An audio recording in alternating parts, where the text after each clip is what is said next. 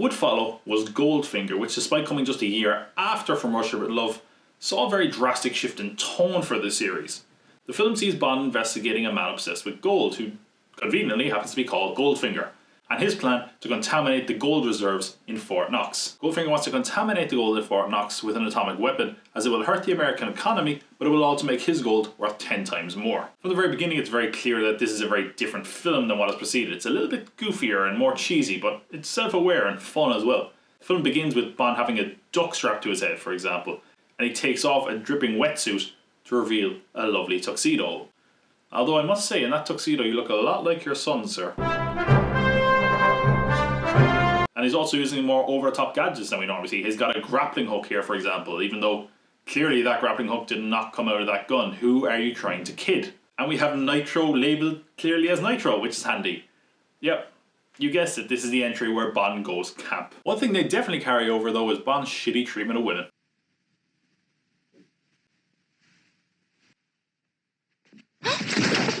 Okay, look, that was kind of goofy. Look, we'll overlook it. They were trying to kill him, okay?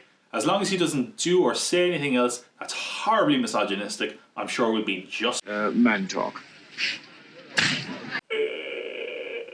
Okay, well, look, at least we can all take some solace in the fact that the real Sean Connery would never mistreat or hit a woman. You did an interview in which you said, it's not the worst thing to slap a woman now and then. And I didn't love that. I haven't changed my opinion. They don't want to have the last word, and you give them the last word. Oh, this was an awful idea. Let's talk about one woman who definitely did alright out of the film though. Shirley Bassey, who gives us one of the most definitive Bond songs of all time. It feels like they really finally nailed what a Bond theme is with Goldfinger. Wah, wah, wah. It's so cheesy and kind of awful that it is awesome.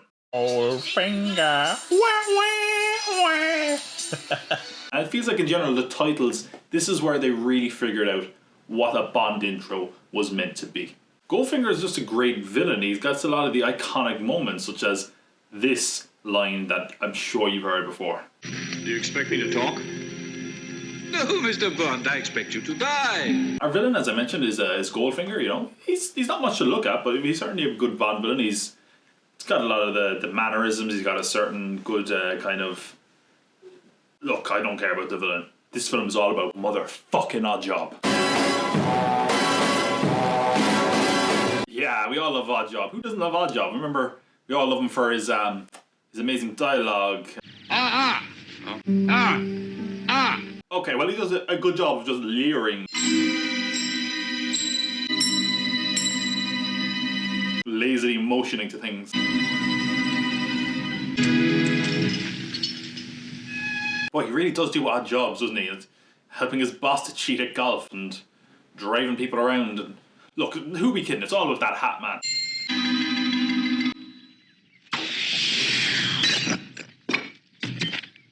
That badass hat.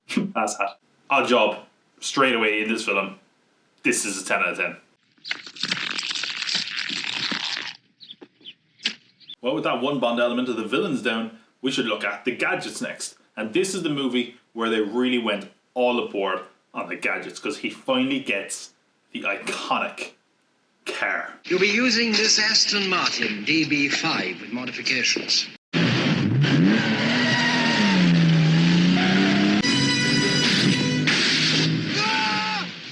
I mean, it's still nothing on Oddjob's hat, though. I mean, do you know he actually foreshadows that throwing the hat? Like, he throws it in the office early on, Bond does, which foreshadows the fact that Oddjob throws his hat, and it, I guess that's all that foreshadows, actually. Along with all the gadgets, he also gets an Oscar. See what I did there? That woman's dead. So with the bad guys and the gadgets down, I guess we should just remember what the Bond girl's name is. What is it again? Cool. I mean, Bond had a pretty good reaction to it too. I must be dreaming.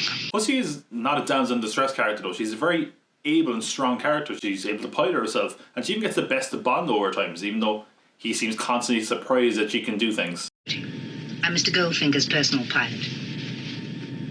You are? Pussy. Now, who taught you judo? I see that you know your judo well. Get your hand off my penis! We also had a really strong ending to these films for a change. There's a kind of a shootout that's a little bit bland and forgettable, but it's totally made up for by the fact that Bond and Oddjob have a real brawl towards the end. It's a really physical, exciting fight that has a sort of stiffness to it that's so enjoyable.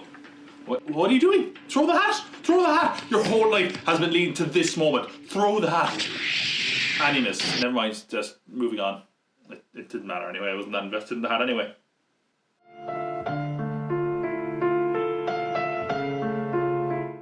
What's also good about the action-packed ending is it kind of steals our focus away from the actual villain, Goldfinger. And because of that, he manages to come back towards the end in a bit of a twist, which I admit somehow actually got me.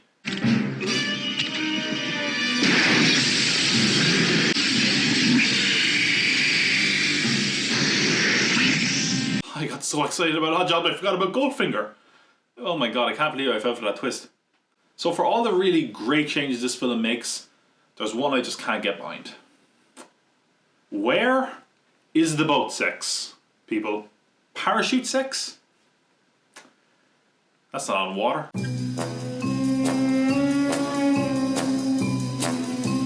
You know how Friday the 13th doesn't become the Friday the 13th we all know until about part 3? Bond is kind of like that, because this is the Bond film we all remember. And if you're like me, you probably thought it was scattered over multiple entries, but no, it's all in this film.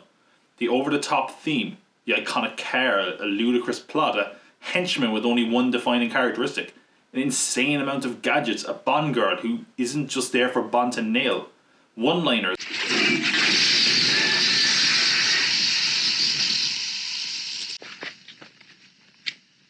Shocking.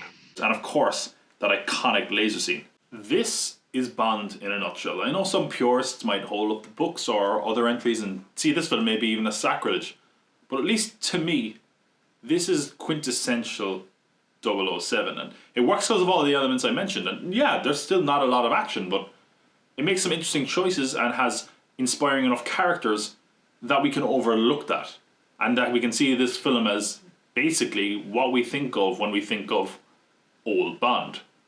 Connery is also excellent in the film. He finds a good balance between the cold abruptness of the previous entries while also having a degree of sincerity and sensitivity to Man talk. well, okay, he's still Bond, but he's just a bit more caring and self-aware. I think this might actually be his definitive performance in the role. So would I be able to keep this good streak going with the next film?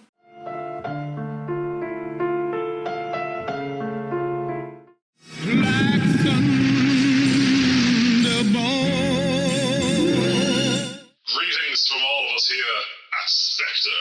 If you enjoyed the latest batch of intel on 007, be sure to press that like button. And if you want to make sure that you don't miss the next transmission of confidential information on 007, be sure to press subscribe. Stay evil, my friends. Spectre out.